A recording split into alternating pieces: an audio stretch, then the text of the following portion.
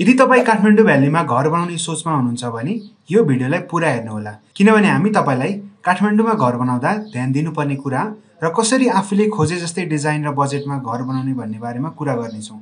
नमस्ते, म मानन्द्र शाह र विगत 12 वर्षदेखि मैले काठमाडौँ भ्यालीभरि 250 भन्दा बढी घरहरूको निर्माण गरिसकेको छु। हामीले बनाएको घरहरूको जानकारीका लागि यो वेबसाइटको तल हेर्न सक्नुहुन्छ।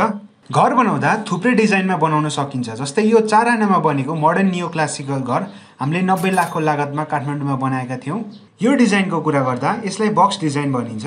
यो 4 आनामा बनेको 3.5 तलाको घर हामीले 1 करोड 30 लाखको लागतमा बनाएका थियौँ।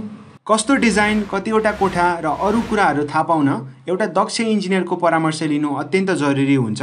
त्यसैले हामी तपाईँलाई फ्री साइट भिजिट र फ्री कन्सल्टेसन दिन्छौँ, जसमा तपाईँको रिक्वायरमेन्ट बुझेर तपाईँले खोजे जस्तै डिजाइन, 3D लेआउट र नगरपालिकासम्म पास गर्ने सबै प्रोसेस हामीले ह्यान्डल गर्नेछौँ। अब नक्सा पास भएपछि तपाईँको कन्स्ट्रक्सनमा कति खर्च लाग्छ त? कुनै ठेकदारले 3000 स्क्वायर फिटमा बनाउँछु भन्छ, कुनै ठेकदारले 3500 स्क्वायर फिटमा।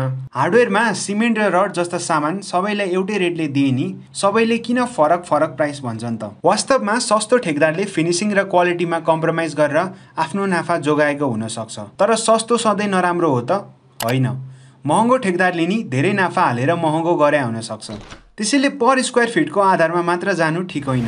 तपाईँले यस्तो चार्ट, जसलाई एस्टिमेसन चार्ट भन्छ, यो लिन जरुरी छ, जसमा कुन कम्पनीको सामान लिइन्छ, कति मूल्यमा किनिन्छ र कम्पनी वा ठेकदारले कति नाफा खान्छ भनेर डिटेलमा एक्सप्लेन गरे हुन्छ। हामी तपाईँलाई एस्टिमेसन चार्टको सुविधा फ्रीमा प्रदान गर्नेछौँ, किनभने हामी तपाईँको घरको लागि सबैभन्दा उचित मूल्य र उत्कृष्ट नक्सा प्रदान गर्ने बाचा गर्छौँ। त्यसैले तपाईँ फ्री कन्सल्टेसन र एस्टिमेसनमा इन्ट्रेस्टेड हुनुहुन्छ भने तलको ग्रिन बटनमा क्लिक गरेर आफ्नो डिटेल्सहरू सबमिट गर्नुहोस् र हामी तपाईँलाई चाँडै सम्पर्क गर्नेछौँ।